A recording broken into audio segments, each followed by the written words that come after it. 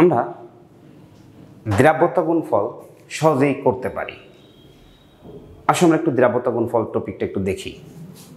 দ্রাব্যতা গুণফল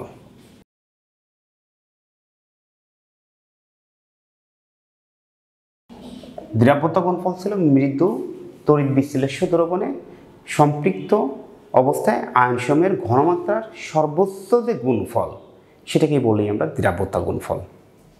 যেমন AgCl, এটা একটা মৃদু তড়িৎ বিশ্লেষ্য দ্রবণ।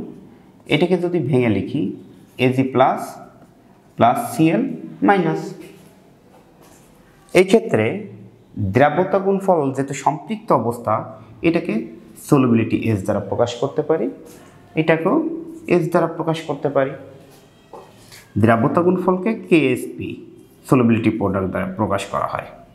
তাহলে KSP কি হবে আমার Ag প্লাস আয়নের ঘনমাত্রা ইনটু হবে কত Cl মাইনাস আয়নের ঘনমাত্রা S ইন্টু S, তাহলে ইকুয়াল কি হবে আমার S স্কয়ার।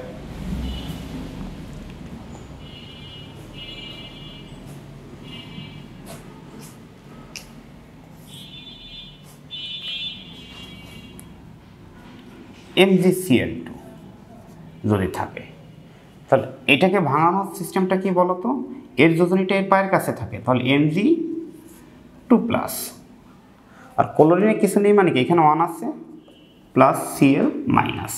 ক্লোরিন এখানে কয়টা আছে বলো তো, 2টা, তাহলে 2 মোল পরিমাণ। তাহলে সম্পৃক্ত অবস্থায় এর দ্রাব্যতা যদি S হয়, এর দ্রাব্যতা কি হবে 2S KSP। তাহলে কত হবে S ইন্টু 2S, তার দেব কত হোল স্কোয়ার, তাহলে S ইন্টু হবে 4S square equal 4S cube. তেমনি ধরো আমরা আরেকটা যদি দেখি Fe2O3, জাস্ট যে কোনো একটা অক্সাইড ধরলাম আমরা, এটা কি হবে বলো তো, এর যোজনীটা এখানে Fe3 প্লাস প্লাস, অক্সিজেনের যোজনী কয়টা আছে কত এখানে 2, O2 মাইনাস।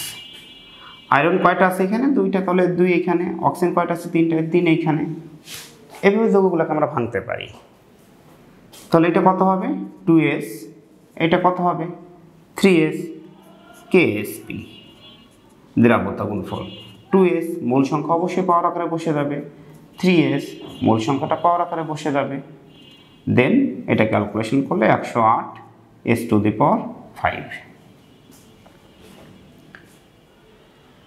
এখন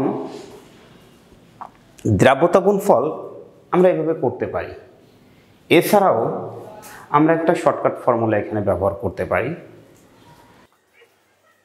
ধরো আমার যদি আমার ওয়াইফের সাথে ঝগড়া হয়, তখন আমি বলি তুমি তোমার মতো থাকো, আমি আমার মতো থাকি, অর্থাৎ তুমি তোমার মতো আমি আমার মতো।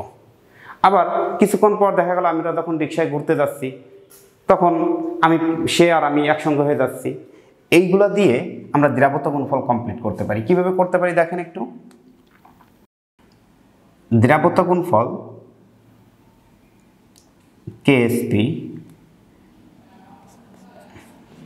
সমান আমরা লিখতে পারি আমার উপরে আমি, আমার উপরে আমি, তোমার উপরে তুমি। আমি যে একটুকে বললাম যে রিক্সায় যখন ঘুরতে যাব, তাহলে S এর উপরে আমি প্লাস তুমি,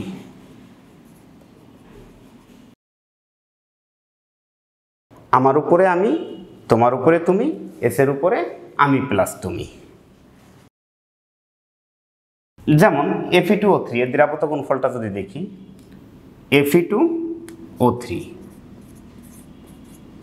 তাহলে আমার উপরে আমি মানে 2 এর উপরে 2, তোমার উপরে তুমি 3 এর উপরে 3, আর S এর উপরে কত হবে 2 যোগ 3।